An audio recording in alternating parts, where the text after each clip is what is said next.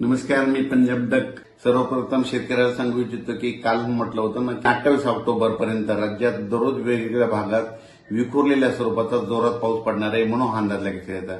म्हणून हा पाऊस कुठे जास्त होणार आहे सगळ्यात जास्त सांगू इच्छितो की मराठवाडा, त्याच्यानंतर पश्चिम महाराष्ट्र, त्याच्यानंतर कोकणपट्टी आणि त्याच्यानंतर उत्तर महाराष्ट्र, म्हणजे ह्या 4 विभागामध्ये सगळ्यात जास्त पाऊस पडणार आहे म्हणून हा अंदाज लक्षात येतो. पूर्व आणि पश्चिमी विदर्भात देखील पाऊस असणार आहे, पण देखील भाग बदलत पडणार आहे, विखुरलेल्या स्वरूपाचा पडणार आहे, जास्त तिकडे प्रमाण नसणार आहे म्हणून हा अंदाज लक्षात येतात. पण राज्यात मात्र मराठवाडा, पश्चिम महाराष्ट्र, उत्तर महाराष्ट्र, कोकणपट्टी या भागात मात्र जोराचा पाऊस पडणार आहे म्हणून हा अंदाज लक्षात यायचा.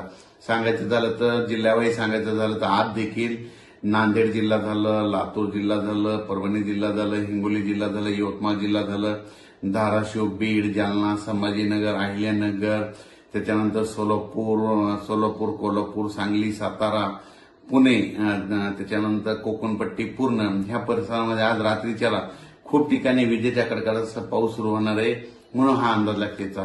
हा पाऊस सर्वदूर नाही, पण राज्यात मात्र रात्रीपासूनच चांगला पावसाला सुरुवात होणार आहे म्हणून हा अंदाज लक्षात द्यायचा. आणि परत शेतकऱ्यासाठी आनंदाची बातमी कशामुळे की फक्त 28 तारखेपर्यंत पाऊस पडणार आहे. 29 तारखेला सूर्यदर्शन होणार आहे आणि 2 नोव्हेंबर मात्र थंडी येणार आहे. म्हणून ज्यांचं कांद्याचं जे कांदा शेतकरी आहेत तर तुम्ही काय करू शकता का की कांद्याचं रोप टाकू शकता. मका शेतकऱ्याचे फोन आले, मका देखील काढायला 29 तारखेपर्यंत काही हरकत नाही, पेरणी करायला देखील काही हरकत नाही म्हणून हा अंदाज लक्षात द्यायचा.